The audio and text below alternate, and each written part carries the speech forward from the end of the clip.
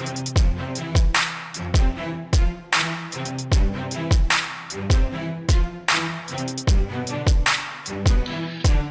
Century Diaries by Gene Edwards. The Silas Diary, Chapter 10. Mile 15, according to that Roman marker, said Paul as he pointed to a stone pillar beside the road. This is where we should start sleeping in the day, Barnabas responded.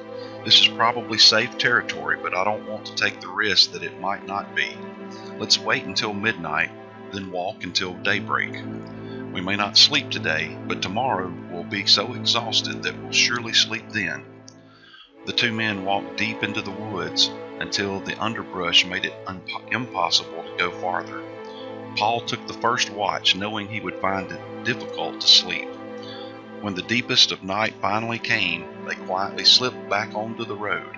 Just before sunrise, they saw the lights of an inn with chariots of Rome harnessed nearby. I hope they don't need new harnesses, Barnabas muttered as they entered the courtyard. I'll gladly give them free harnesses if they are headed north. Unfortunately, the soldiers were headed south, and the two men's stay in that inn proved to be the last safe place they would know until Galatia. When evening came, they paid their bill and took to the road again, assured by the innkeeper that there had been no reports of robbers so far. Of course, we've only been open 2 days, he added. In a night as black as death, the two men walked as fast as endurance would allow. Every strange sound, every shadow put them on edge. The alarm that gripped them when a dog crossed the road made them realize how fearful the night was. Just before dawn, they again edged their way into the forest, pulling bushes and shrubs, sticks and leaves about them. They lay down and remained motionless until the midnight watch again cloaked them in safety. The road was steep now, and a steady trickle of cold water flowed down the road, making them remember that winter snow was still melting and floods were still possible. Their feet soon grew numb from walking through the icy water. At last they stopped to rest, both men suffering from leg cramps. A cold mist had blown through the forest all night, leaving it almost impossible to find a dry place to lie down. Nonetheless, they crawled into their leather coats, sat under a tree dripping water, and slept fitfully. We have come about the distance that a horse can travel in 1 day. That means there must be an inn not far ahead. Barnabas was right. There was an inn, and the innkeeper told them of a northbound caravan due to arrive soon. 2 other travelers were staying at the inn, one a Greek merchant, the other a slave trader on his way to buy slaves in the marketplace of Antioch of Pisidia. Will there be guards with the caravan? Paul asked the innkeeper. No, not likely. Furthermore, it's a poor decision, if you ask me, for a caravan to be going this early. It's not bravery, it's stupidity. Better for an unguarded caravan to travel in the summer when the robbers' bellies are full. Then we will not wait for the caravan, responded Barnabas. These are our plans also, responded one of the Greeks. Shall we go together? Paul and Barnabas eyed the 2 barbarians closely, finally concluding that not even the best of robbers could intimidate Greek merchants.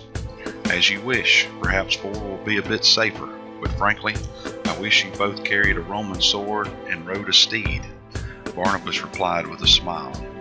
That evening the 4 men set their feet on the northern slopes of the Roman road, but it was far too early. Paul felt, and the 2 barbarians were talking much too loudly. I think we made a poor choice for traveling companions, Paul whispered to Barnabas. Just before dawn, the 4 men left the road and began climbing a nearby hill, searching for high ground. But in this higher altitude, the trees had thinned, no longer providing them the thick protection they needed. The men finally settled into a small grove of trees about halfway up the hill, pulling as much underbrush around them as possible. After a few moments, Barnabas whispered to Paul, "This isn't good. We need a safer place." With gestures to convey their intentions to their traveling companions, Barnabas and Paul climbed to the top of the hill. After a long search, they decided to crawl under a large overhanging boulder. Scooping out dirt with their hands, they managed to create enough space under the rock to slip in. A few hours later, 2 men were awakened by screams. Bandits had found the Greeks. The two apostles watched in horror as they saw a band of robbers beat their two victims, strip them naked, and drag them down the side of the hill feet first. "That could be us right now," whispered Paul. "I think they know we are around here somewhere. They'll be looking for us. Leave your satchel in this hole. We must run, and we must run fast, hard, and far," replied Barnabas. The two men crawled out from under the boulder, rammed their satchels deep into the hole, then ran as far and as fast as strength allowed. It began to rain. Using the weather as cover, they worked their way back to the boulder after nightfall, removed their bags, returned to the road, and walked until the first light of day. "What's that?" cried Barnabas. "Listen," exclaimed Paul. "Water!" The two men scrambled up the embankment beside the road. As they did, a wall of water higher than Paul's head came hurtling toward them, turning the road into a river. They stared in silent amazement at the fury of this deluge that had come from nowhere. "A moment later and we would have been on our way back to Perga," said Paul soberly. "And fully baptized," responded Barnabas in his best humor. "There's good in this, Barnabas. Please be quick to share it. As long as this road is flooded, we are safe from robbers. When the water subsides, let's go back down the road. A little waiting won't hurt us." Barnabas mulled over the idea. "You're right, only fools and Christians would be out in this weather." "We are good candidates for both," retorted Paul dryly. "Anyway, I'd rather be drowned than beaten to death." The waters eventually sank to ankle deep, allowing the men to travel for 2 days in broad daylight. But at the end of those 2 days, they were exhausted, and their food was almost gone. Worse, the weather was once more turning wintry. The longest winter I've ever experienced," commented Barnabas as the evening brought on howling winds and traces of snow. "If we're going to survive this night, we'd better keep walking," said Paul. Wrapped in their water-soaked leather coats, the two men staggered up the sloppy road, often stumbling into the cold waters. "Safety soon," said Barnabas, not knowing that the worst of all was just ahead.